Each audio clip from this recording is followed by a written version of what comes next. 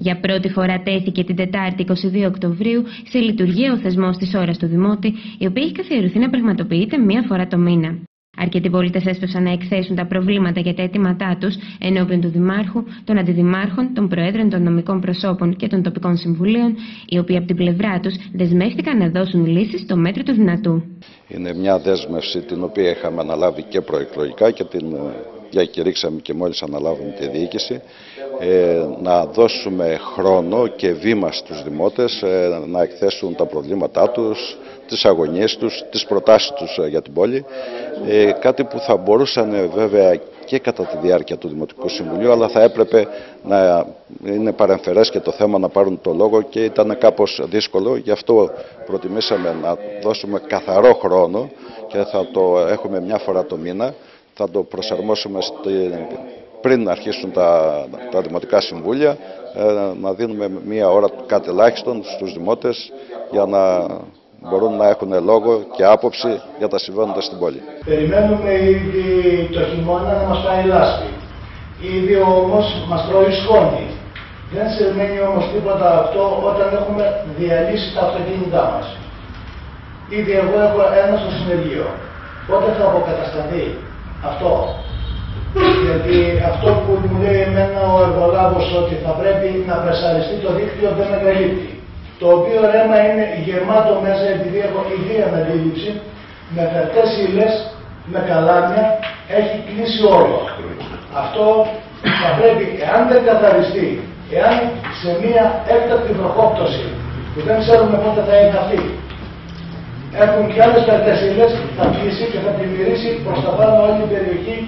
Όσον αφορά το δίκτυο ίδρευσης, έχεις δίκιο κύριε Σκλαβούνε, πολύ σύντομα σε λίγες ημέρες θα ξεκινήσει η αποκατάσταση των δρόμων, το έχουμε εντοπίσει και εμείς και ας πούμε μεγαλύτερη δυνατή πίεση στον εργολάβο και σε λίγες μέρες θα ξεκινήσει η αποκατάσταση των δρόμων.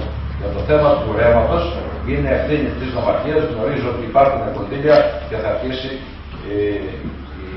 ο καθαρισμός των ρεμάτων. Αυτό είναι πάρα πολύ σημαντικό γιατί αντιλαμβάνεστε ακόμα γίνονται στην παραλία μας μερικά απόβλητα. Όχι όλα, αλλά σίγουρα είναι οι πολίτες που έχουν κάποια προβλήματα είτε οικονομικά να συνδέσουν με τον αγωγό της αποχέτευσης, είτε από κάποια τεχνικά προβλήματα.